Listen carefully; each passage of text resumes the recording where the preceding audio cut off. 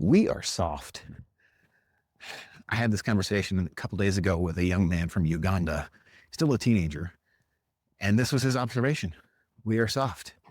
We don't have to worry about where our food comes or whether we're gonna have a meal that day.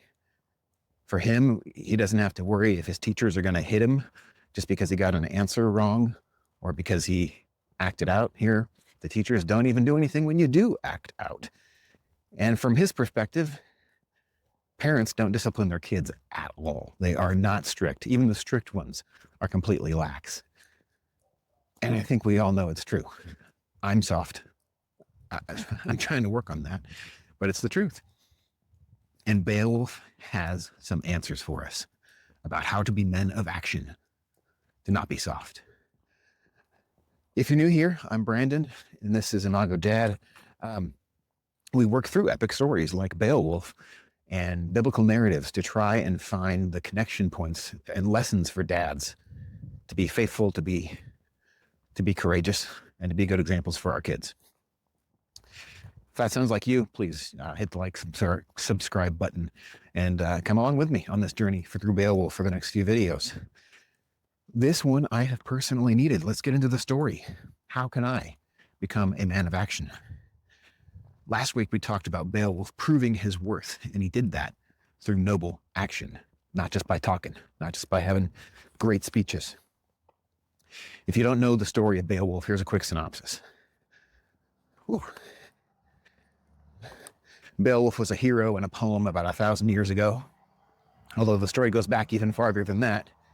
And he's strong as 30 men, specifically in his grip. And he hears about a monster attacking a famous mead hall. And he goes to help. He fights the monster, he wins.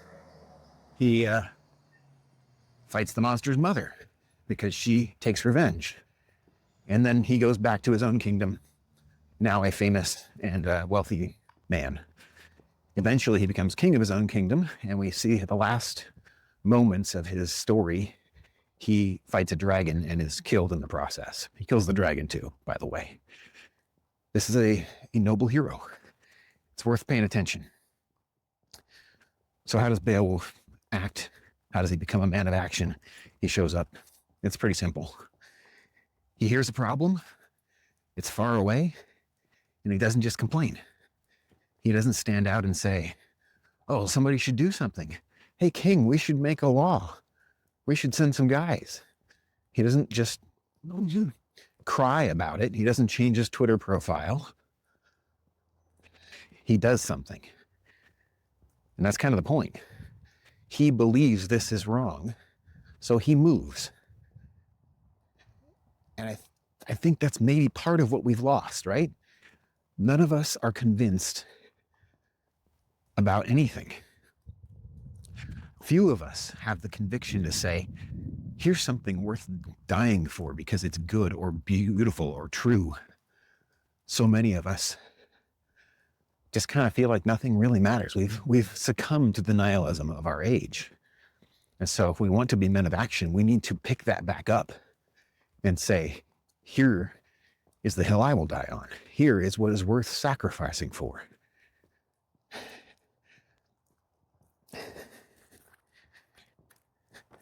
I know when I was a younger man, I didn't have that.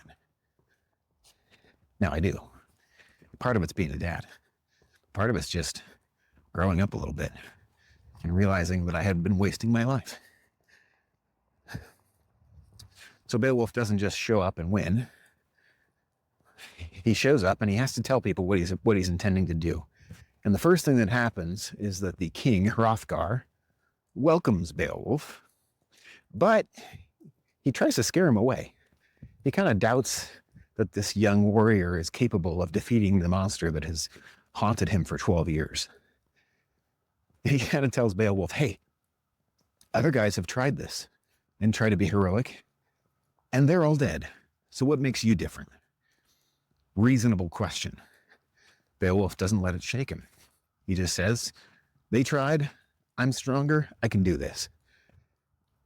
The king's man, Unferth, whose job is to basically know things about people. He's like the guy who announces people and knows what they're about.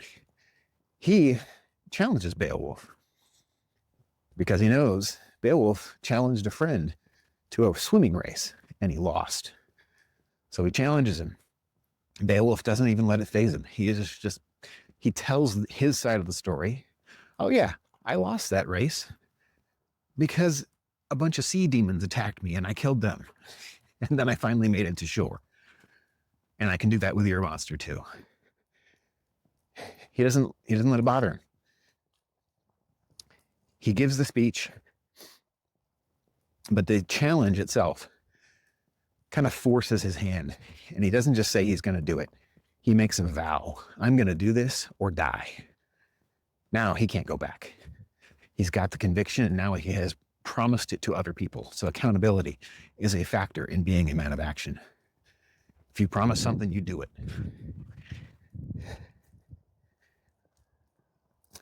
Then, of course, once he said the nice speech, he's got to do the thing. He's got to actually follow through. So we got conviction, accountability, and follow through. And this truck is following me and being loud. Come on, dog.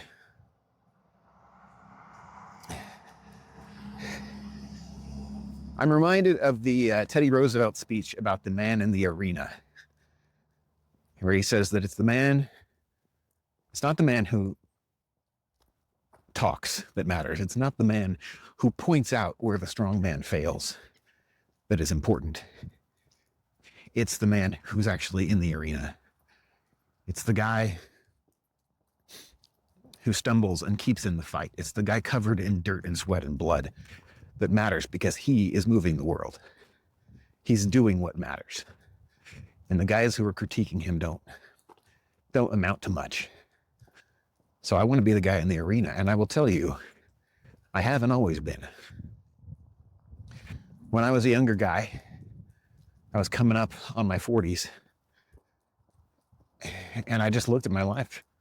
And I was like, man, I'm a dad now. And I've done so little. I haven't accomplished the things that I set out to do. And I have horrible habits. I'm overweight.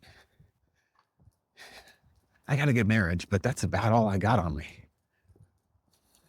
And I had to change. I was tired of it. I was tired of being a guy who was a man of words, a man of planning, a man of thinking, but not a man of action. So I changed some stuff. And I still tend toward I'm going to research this to death before I actually make a choice because I want there to be no risk. And that is something that we have lost as well. Not only do we not believe in things enough to have conviction, we can't evaluate risk. Beowulf definitely evaluated the risk. I want you to think about risk as like a pendulum. And on one side of the pendulum, there's the hold my beer recklessness, where you do dumb things for even dumber reasons. On the other side of the pendulum, there is complete safetyism, where nothing is worth the risk. There's no reward that's worth getting hurt or getting your feelings hurt or hurting somebody else's feelings. And these are the extremes we have fallen into in our culture because the middle has been carved out.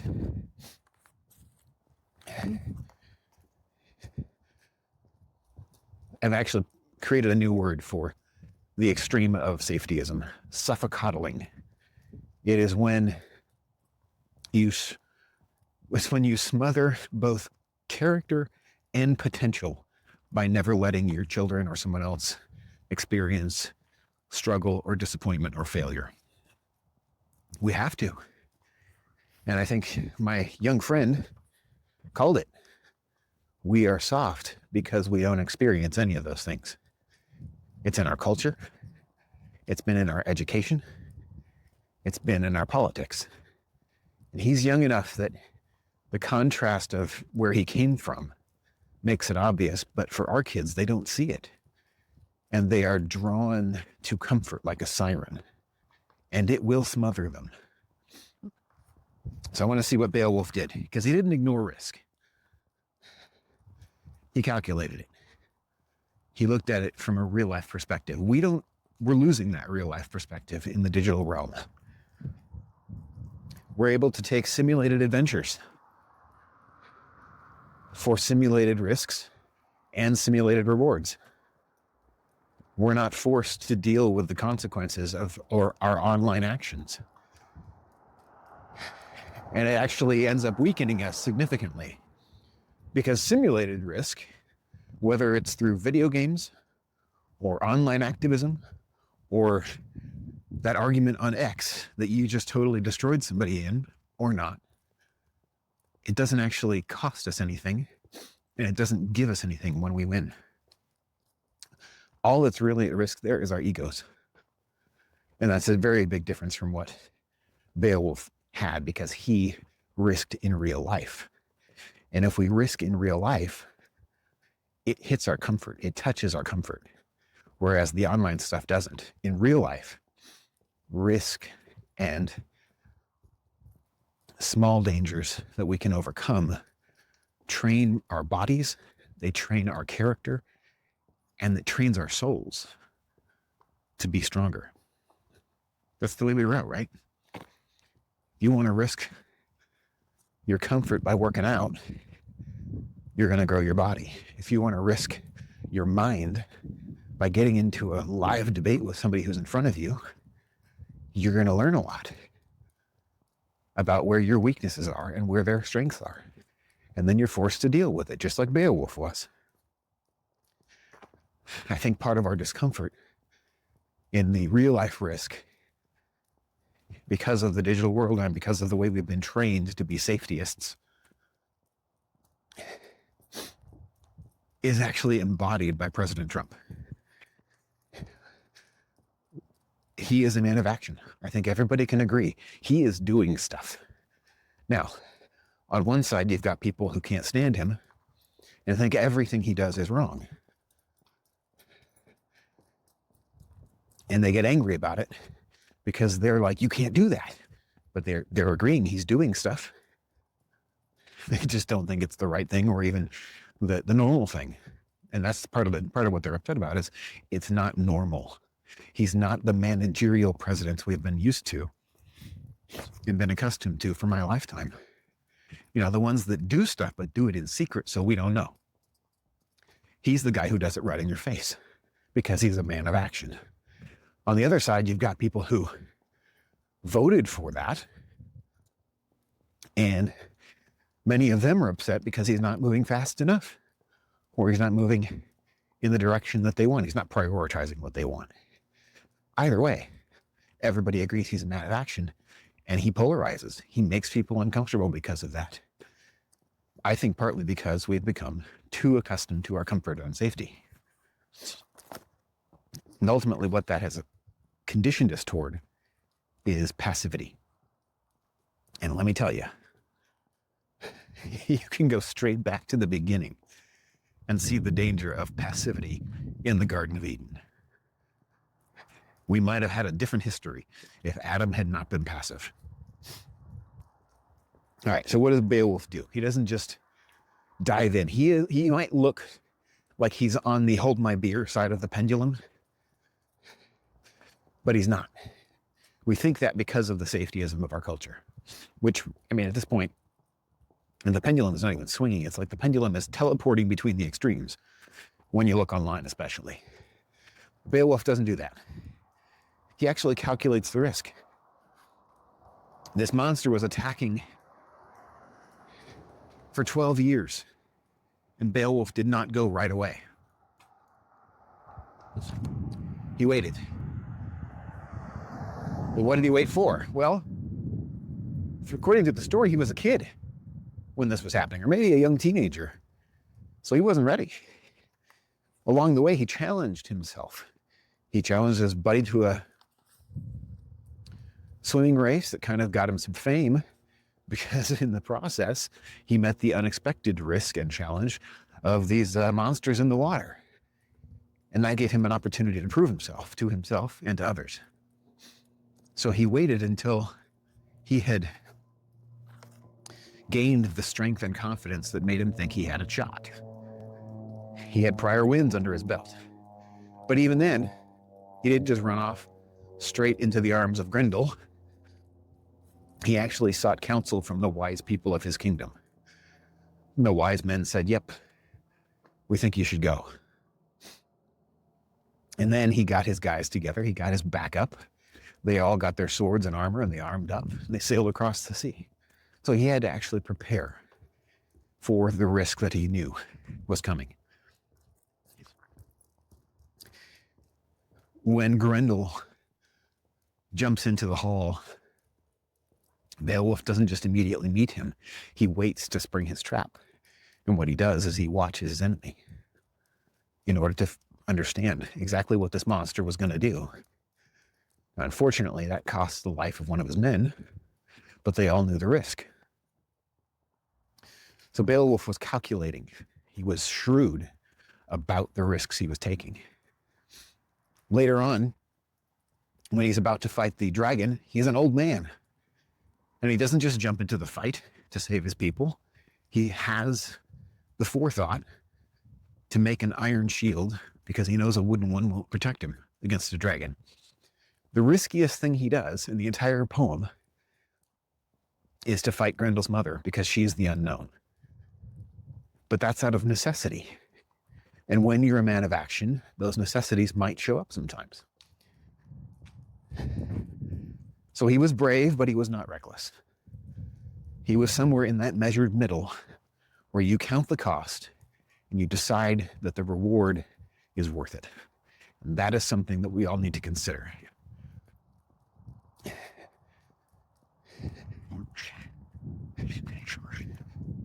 feel like for fathers, this is most important because it seems like the world is at a major inflection point where the world is getting more dangerous.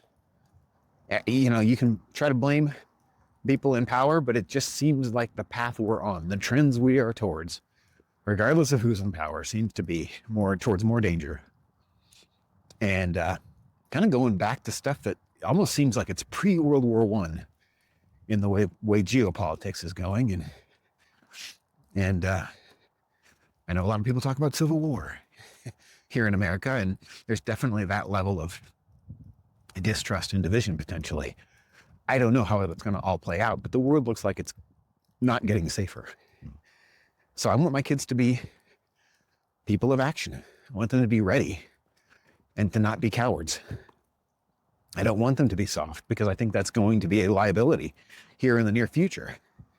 And the best way I have to train them is to harden myself in body and spirit and mind, test myself, and then train them in the same way. Not to be cruel, but to get them ready, to be prepared like a Boy Scout. They're going to imitate what we practice, is the point. So if I'm soft all the time, if I don't know what I believe, we're out of luck. I like to watch Nick Freitas. He's a cool guy. He was Special Forces, and he talks about it. He's a faithful guy too, but he talks about it as men being strong in our faith, knowing what we believe and being able to defend it, being strong of body so we can defend our families, being strong providers, and being strong mentally and emotionally so you can debate what's good and right and not cower and not back down in the face of people who have different ideas. You know, you debate civilly as much as you can, but you don't be a coward. I think that fits well with what I talk about here of faith, family, fitness, finances, and fun. I want to be strong in all of them because that's what I think a good life looks like, a right life. And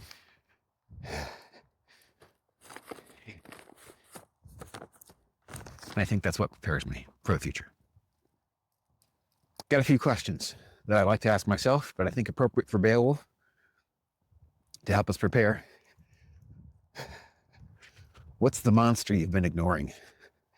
That could be, maybe it's a personal sin or temptation that you've not dealt with. And it's affecting you and your family.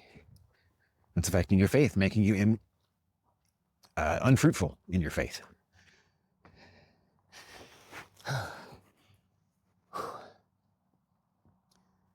What's the monster you've not been, what's the monster you've been ignoring, rather? What is the necessary preparation that you have not taken? Maybe you've taken all the preparation and it's time to act, but maybe there's also necessary preparation that you've left out and you do need to do something to prepare, like Beowulf did. Who gives you wise counsel? Where can you turn for somebody who's going to shoot you straight? Find that guy, or that, preferably that guy. Maybe it's your dad. maybe it's a buddy at church, something like that, or work. What comfort must be sacrificed? I think we've all got it. We've all got more than we need to some degree, in different ways, obviously. Some people it's money, some people it's something else, some people it's food, whatever. What comfort needs to be sacrificed so that you can be a man of action and not be afraid of losing? And finally, what's your trigger? Either a deadline or a red line. For me, I need deadlines. I need to say, I got to do this by this date. And I miss them all the time. But it puts me in that action mode of trying to keep up and meet that. Or it's, depending on what it is, let's say it's a personal defense thing. It's like, here is the moment at which I will act. If somebody crosses that line, that is when I will act. And if you haven't thought about that, you get stuck in the OODA loop. So those are my questions to work through. I like to work through. And I'll leave you with that. Beowulf acted. My young friend sensed it. He senses that we're soft and that he needs to be a man of action, even though he is succumbing to the softness at the same time. And I want to become that man who takes action and not be a man just of words. Saying versus doing are important distinctions. And I want my son and my daughter to see it. So finally, find your monster, speak nobly, take action, and prepare wisely first, but take action. I'll leave you with that. God bless.